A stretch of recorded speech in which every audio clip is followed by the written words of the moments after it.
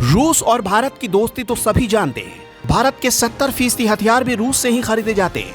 रूस को भारत अपना सबसे सच्चा दोस्त मानता है। लेकिन क्या कोरोना काल में रूस ने भारत का साथ छोड़ दिया? क्या रूस ने भारत को कोरोना की वैक्सीन देने से मना कर दिया है?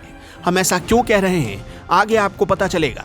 रूस ने दुनिया में सबसे पहले कोरोना की वैक्सीन तैयार करने का दावा किया, जिसका नाम है स्पुतनिक 5। लेकिन दुनिया के कई देशों को इस वैक्सीन पर भरोसा नहीं। इसके पीछे वजह भी है, क्योंकि वैक्सीन के 3rd ट्रायल के फेज में ही रूस ने इसे लोगों को लगाने की अनुमति दे दी।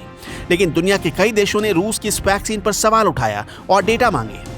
इससे रूस चिढ़ गया। हालांकि रूस ने इस वैक्सीन के ट्रायल के लिए भारत से भी मदद मांगी थी और भारत ने ट्रायल के लिए हामी भी भर दी थी।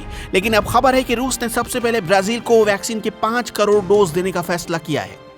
रूस की कोरोना वैक्सीन की करोड़ों की खुराक के लिए ब्राजील के बहिया राज्य से समझौता हुआ है और जल्द ही पूरे ब्राजील के लिए रूस के साथ एग्रीमेंट होगा।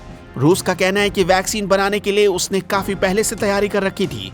उसने बहुत सारे संसाधनों को पहले तैयार किया और इसी वजह से वैक्सीन बहुत कम वक्त में रेडी हो सकी है। इससे पहले रशियन डायरेक्ट इन्वेस्टमेंट फंड यानी RDIF ने उम्मीद जताई थी कि लैटिन अमेरिकी देश भी रूस से वैक्सीन खरीदेंगे, पर ऐसा नहीं हुआ क्योंकि खुद अमेरिका इस वैक्सीन का विरोध कर चुका है। रूस ने फैसला किया कि वो ब्राजील को वैक्सीन की 5 करोड़ की खुराक सप्लाई करेगा। ब्राजील कोरोना वायरस से सबसे ज्यादा प्रभावित देशों में से एक है। ब्राजील में कोरोना वायरस के 43 लाख से ज्यादा मामले आ चुके हैं और तकरीबन 1.5 लाख लोगों की मौत हो चुकी है। कुल मौत के मामले में यह अमेरिका के बाद दूसरे नंबर पर आता है, जबकि कुल केस के मामले में यह अमेरिका और भारत के बाद तीसरे नंबर पर है।